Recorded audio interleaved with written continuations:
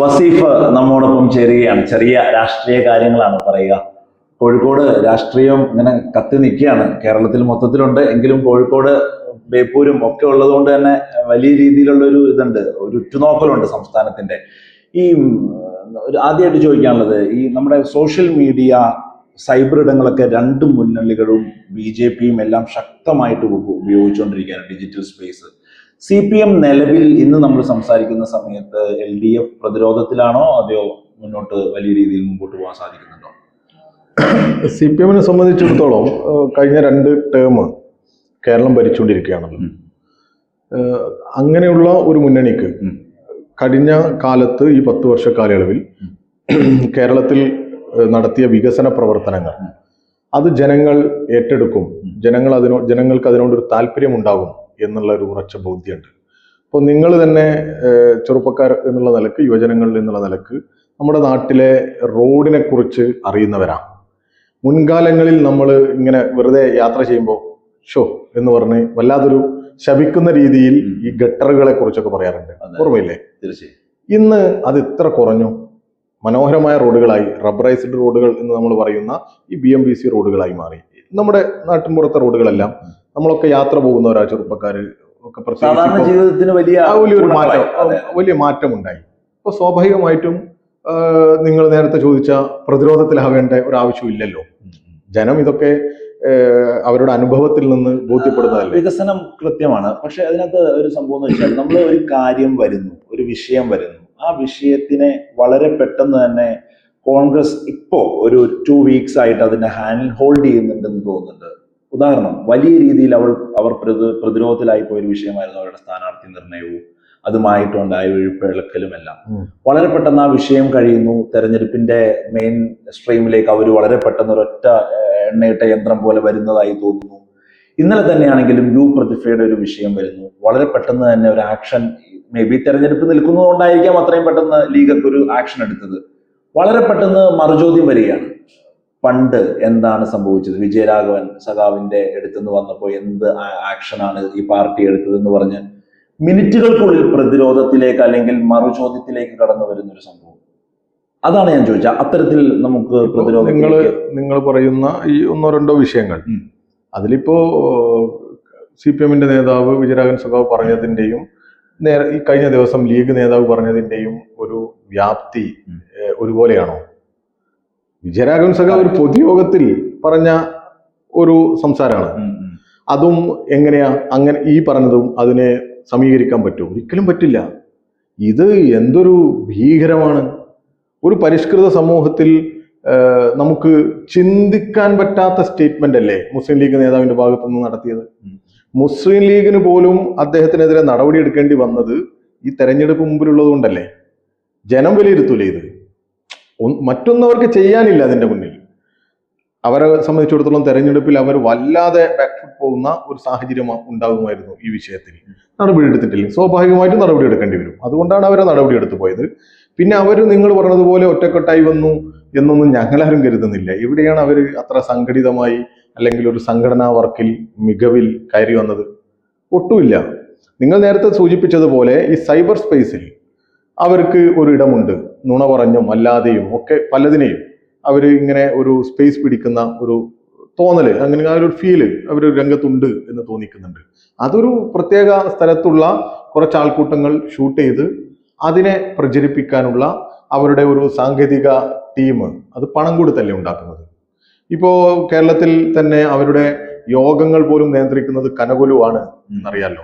ഉത്തരേന്ത്യയിലൊക്കെ BJPയുടെയും മറ്റും സ്ട്രാറ്റജി തീരുമാനിക്കുന്ന ഈ സോഷ്യൽ മീഡിയ മാനേജ്മെന്റ് ടീം, അതുപോലെ തന്നെ ഇവന്റ് ടീം, അവരല്ലേ അവരുടെ തെരഞ്ഞെടുപ്പ് നിയന്ത്രിക്കുന്നത്. അപ്പൊ അവർക്ക് എന്തൊക്കെ പറഞ്ഞാലും അതിന്റെ ഒരു പ്രൊഫഷണലിസം ഉണ്ടാവുമല്ലോ. ആ പ്രൊഫഷണലിസത്തിന്റെ ഒരു എന്താ പൊടിപ്പും തൊങ്ങലും ഒക്കെയാണ് നമ്മൾ മനസ്സിലാക്കുന്നത്.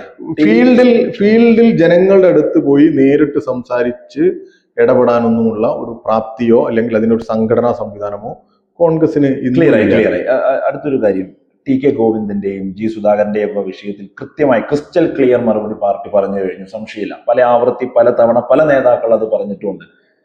എങ്കിലും ഉൾത്തട്ടിൽ പോകുമ്പോൾ യുവാക്കളുടെ ഒരു പ്രതിനിധി എന്നുള്ള രീതി കൊണ്ടുകൂടി ചോദിക്കുകയാണ്. കാരണം താങ്കളുടെ അടുത്തേക്ക് വരുമ്പോൾ വളരെ പെട്ടെന്ന് ആളുകൾക്ക് അട്രാക്ട് ചെയ്യാനുള്ള സാഹചര്യങ്ങളുണ്ട്. വളരെ പെട്ടെന്ന് ഇടപഴകലുകളിലേക്ക് താങ്കളെ ആളുകൾ ശ്രദ്ധിക്കാറുണ്ട്. അപ്പോൾ അതിന്റെ ഒരു രീതിയിൽ ചോദിക്കുകയാണ്, ഏതെങ്കിലും ഒരു തരത്തിൽ അമ്പലപ്പുഴയിലോ കണ്ണൂരിലോ ഒക്കെ ഒരു പ്രതിരോധത്തിൽ പാർട്ടി പോകാൻ സാധ്യതയുണ്ടോ? അതിപ്പോ ഒരു ചെറുപ്പക്കാരുടെ പ്രതിനിധിയാണല്ലോ നിങ്ങളും. ആ. നിങ്ങൾക്ക് അത് കണ്ടിട്ട് അങ്ങനെ തോന്നുന്നുണ്ടോ? ഒരു എന്താ നമ്മളെ നാട്ടിലൊക്കെ പറയാ, അല്പത്തരം എന്നൊക്കെ പറയുന്നത് പോലെ, നിങ്ങളെ നാട്ടിൽ എങ്ങനെയാ പറയുന്നത് എനിക്കറിയില്ല. ഇങ്ങനെ ഒരു അധികാരത്തോടുള്ള ഒരു താല്പര്യമാണ് അവരുടെ ഭാഗത്തു നിന്ന് വന്നത് എന്നറിയില്ലേ? പിന്നെ ഈ ജി സുധാകരൻ ഇത്ര കാലമായി ഇങ്ങനെ, അതായത് പാർട്ടിയിൽ നിന്ന് സാധാരണ ഒരു സംസ്ഥാന കമ്മിറ്റി അംഗ സ്ഥാനത്ത് നിന്ന് മാറി ഒരു സാധാരണ മെമ്പറായി നിന്നു, അതിൽ നിന്നും പോയി ഇങ്ങനെ നിൽക്കുകയാണ്. അതായത് CPM സംബന്ധിച്ചിടത്തോളം ഒരാളെ പാർട്ടി മെമ്പർഷിപ്പിലേക്ക് മാറ്റുക എന്ന് പറയുന്നത് ഇതിന്റെ കാരണങ്ങൾ നിങ്ങൾക്കറിയാമല്ലോ. അന്ന് മുതൽ അദ്ദേഹം ഇങ്ങനെ ഓരോ വിഷയങ്ങളിൽ തോന്നുന്ന രീതിയിൽ അഭിപ്രായം പറഞ്ഞുകൊണ്ടേയിരിക്കുക. അതിങ്ങനെ എത്ര കാലമായി സഹിച്ചുകൊണ്ടിരിക്കുന്നത്. അപ്പൊ അദ്ദേഹത്തിന്റെ പ്രശ്നം എന്തായിരുന്നു? എനിക്ക് വീണ്ടും അധികാരത്തിലിരിക്കണം. അതിനെ എന്റർടൈൻ ചെയ്യുക എന്നുള്ളത് ഒരു ശരിയല്ലല്ലോ. അതെ, അത് ജനങ്ങൾ. അതേപോലെ TK ഗോവിന്ദൻ ഒരു 75-76 വയസ്സ് കഴിഞ്ഞ ഒരു മനുഷ്യൻ, അദ്ദേഹം സംസാരിച്ച് ഒരു ഭയങ്കരമായി പറഞ്ഞ് എന്താ അവസാനം പറയുന്നത്, കോൺഗ്രസ് പിന്തുണച്ചാലോ BJP പിന്തുണച്ചാലോ കുഴപ്പമില്ല, ഞാന് മത്സരിക്കാന്നുള്ളത്. അപ്പോ അതിനൊക്കെ നമുക്ക് ഒരു പുതിയ കാലത്ത് നമുക്ക് അംഗീകരിക്കാൻ പറ്റും. അവിടെ എല്ലാം CPM എടുത്തൊരു നിലപാടുണ്ട്. അവരുടെ ഭീഷണിക്ക് മുമ്പിൽ എന്ത് ചെയ്തില്ല? വഴങ്ങിയില്ല. അതെ, മുട്ടുമടക്കിയില്ല, ആർജവത്തോടു കൂടി നിന്ന്. കാരണം ഇടതുപക്ഷത്തെ സംബന്ധിച്ചിടത്തോളം ഇന്ത്യയിലെ ഒരു ബദലാണ് കേരളം. രാജ്യത്ത് സംഘപരിവാർ നടപ്പിലാക്കുന്ന തീവ്ര വലതുപക്ഷ നയങ്ങൾ, അതോടൊപ്പം വർഗീയത, നാട്ടിൽ മനുഷ്യർക്ക് നല്ല രീതിയിൽ ഒരു എല്ലാ മതവിഭാഗങ്ങൾക്കും ഒരുപോലെ മാനവികത ഉയർത്തിപ്പിടിക്കുന്നവർക്ക് ജീവിക്കാൻ പറ്റുന്ന സാഹചര്യം അല്ലല്ലോ മുന്നോട്ട് വെക്കുന്നത്. ഒരു അൺസർട്ടനിറ്റി, ഒരു എന്താ, ഒരു വല്ലാത്തൊരു അസ്വസ്ഥത മനുഷ്യർക്ക് ഉണ്ടാവില്ലേ? ഒരു സന്തോഷത്തോടെ ജീവിക്കാൻ പറ്റുന്ന സാഹചര്യം ഉണ്ടോ? ഇപ്പൊ നമ്മുടെ സംസ്ഥാനത്തിന് പുറത്തൊക്കെ പോയാൽ അവന്റെ മതം, അവന്റെ ജാതി ഒക്കെ കൺസേൺ ആവുകയാണ്. ആ ഒരു സാഹചര്യം സൃഷ്ടിക്കുന്ന ഒരു ഗവൺമെന്റ് രാജ്യം ഭരിക്കുക.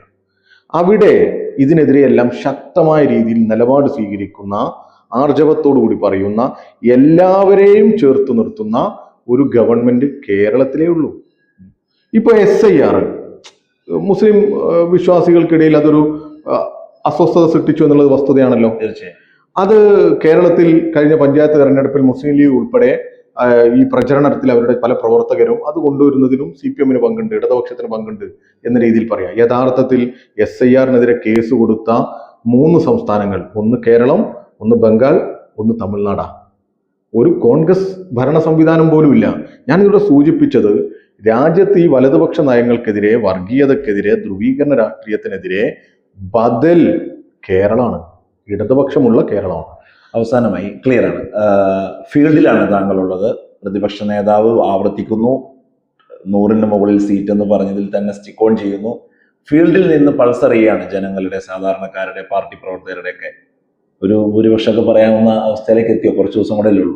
അല്ലെ, എൻ്റെ ഒരു കാഴ്ചയില് കഴിഞ്ഞ തവണത്തേക്കാൾ മികച്ച ഒരു റിസൾട്ട് ആയിരിക്കും ഉണ്ടാവുക എന്നുള്ളതാണ്. കാരണം ഞാൻ നേരത്തെ പറഞ്ഞതുപോലെ ജനത്തിന്റെ മുമ്പിൽ അവരുടെ അനുഭവമുണ്ട്. പിന്നെ ഇവര് ഇപ്പൊ ആവർത്തിച്ച്, ഞങ്ങൾ VD സതീശനെതിരെ നടത്തിയ ഒരു മത്സരമുണ്ട്, സതീശന്റെ നുണ പറയൽ മത്സരം, ഡൊണേഷൻ. അതായത് സതീശൻ ഈ സമൂഹത്തിന് മുമ്പിൽ പറഞ്ഞ നുണകളെ എന്ത് ചെയ്യുക, റീപ്രൊഡ്യൂസ് ചെയ്യുക. 2 മിനിറ്റ് കൊടുത്ത് അതിൽ കൂടുതൽ നുണ പറയുന്നവരെ തെരഞ്ഞെടുക്കുക. അവിടെ മാത്രമല്ല, പിന്നെ കേരളത്തിൽ പലയിടത്തും നടത്തും. ഭയങ്കര, അതെ, കൗതുകമായിരുന്നു അത് നമ്മെ സംബന്ധിച്ചിടത്തോളം. ഓരോ ദിവസവും പുതിയ നുണകളെ കുറിച്ച് ഈ വരുന്ന മത്സരാർത്ഥികൾ പറഞ്ഞുകൊണ്ടേയിരിക്കുക. അതാണ് സതീശൻ. അപ്പൊ അവർ ഈ നുണകൾ കൊണ്ട് കൊട്ടാരം പണിയാൻ പറ്റും, അല്ലെങ്കിൽ നുണകൾ കൊണ്ട് പ്രതീക്ഷകൾ ഉണ്ടാക്കുക എന്നുള്ളതാണ് അവരുടെ പ്രവർത്തകർക്ക് ഒരു ആത്മവിശ്വാസം കൊടുക്കുക എന്നുള്ളതാണ്. കഴിഞ്ഞ തെരഞ്ഞെടുപ്പിന്റെ മുമ്പ്, അതായത് 2021-ൽ എന്തായിരുന്നു കേരളത്തിന്റെ ഒരു സാഹചര്യം?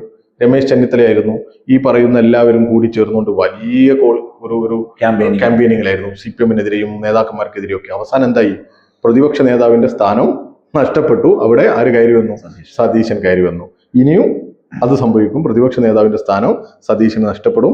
അവിടെ കോൺഗ്രസിന് സീറ്റ് ഉണ്ടെങ്കിൽ കോൺഗ്രസ് വരും. ഒരു പക്ഷേ പ്രതിപക്ഷം തന്നെ ഉണ്ടാവുമെന്ന് അറിയില്ല. നമ്മൾ കാണേണ്ടത്, ഈ അധികാരത്തിന് വേണ്ടി മാത്രം നിലകൊള്ളുന്നവരായി കേരളത്തിലെ കോൺഗ്രസിനെ ജനം വിലയിരുത്തും. അപ്പൊ നിങ്ങൾക്ക് മനസ്സിലാവും, സീറ്റിന് വേണ്ടി വെറുതെ അടിയുണ്ടാക്കുന്ന, അതിന്റെ മുമ്പിൽ കോംപ്രമൈസ് ചെയ്യുന്ന, ഓരോരുത്തരുടെയും താല്പര്യത്തിനനുസരിച്ച് ഇപ്പോൾ അഥവാ ഭരണം കിട്ടിയാൽ എനിക്ക് കൈവക്കാൻ മുഖ്യമന്ത്രിയാവാൻ, മന്ത്രിയാവാൻ കൈവക്കാൻ പറ്റുന്ന MLA ഉണ്ടാകണം. അതുമാത്രമാണ് അവരുടെ കൺസേൺ. പൊളിറ്റിക്സ് അല്ല, ഈ നാട്ടിലെ ജനങ്ങളുടെ വികസനമല്ല.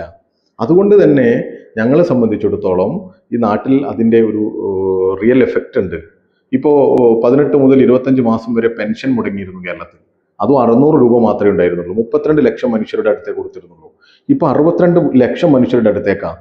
ഒരു 4/1 എന്ന് പറയുന്ന എണ്ണം ആളുകൾ ഈ സർക്കാരിന്റെ ഈ നേരിട്ടുള്ള ഈ ബെനിഫിഷ്യറീസ് ആയി മാറുക. അതിപ്പോ പെൻഷൻ കൊടുക്കുന്നു, ഈ ക്ഷേമ പെൻഷൻ കൊടുക്കുന്നു, സ്ത്രീകൾക്ക് പെൻഷൻ കൊടുക്കുന്നു, 35 വയസ്സിനും 60 വയസ്സിനും ഇടയിലുള്ള സ്ത്രീകൾക്ക് കൊടുക്കുന്നു, വിദ്യാർത്ഥികൾക്ക് കണക്ട് ടു വർക്ക് എന്ന് പറഞ്ഞ് 18നും 30നും ഇടയിലുള്ള ചെറുപ്പക്കാർക്ക് ഡിഗ്രി കഴിഞ്ഞവർക്കോ TTI കഴിഞ്ഞവർക്കോ +2 കഴിഞ്ഞവർക്കോ ഒക്കെ അപേക്ഷിച്ചാൽ സ്കോളർഷിപ്പായി 1000 രൂപ കൊടുക്കുന്നു. അതായത് എല്ലാവരെയും ചേർത്ത് നിർത്തുന്നു. 5 ലക്ഷം വീടുണ്ടാക്കുന്നു, പവർ കട്ടില്ലാത്ത കേരളം ഉണ്ടാകുന്നു, മികച്ച റോഡുണ്ടാകുന്നു, സ്കൂളുകൾക്ക് വേണ്ടി 5000 കോടി ചെലവഴിക്കുന്നു.